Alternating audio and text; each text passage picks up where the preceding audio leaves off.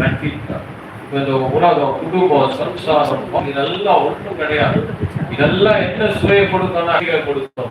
சில நேரத்தில் இனிப்பான சுவைகள் கொடுக்கும், மக்கி போற கழித்து போகிற இந்த சுவையை மாத்திரம் தான் கொடுக்கும்.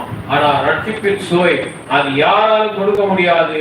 அது விலை கொடுக்க வாங்க முடியாது.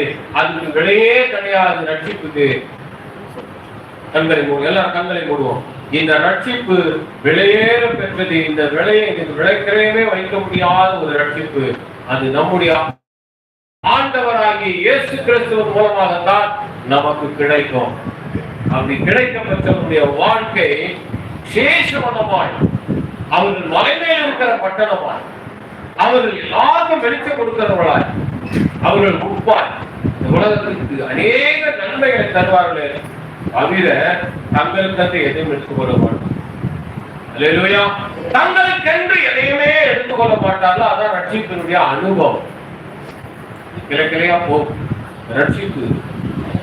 சுயம் கண்களை மூடி, எல்லா கண்களை மூடி, நல்ல ஆண்டவரே, இதாவே இந்த ரட்சிப்பு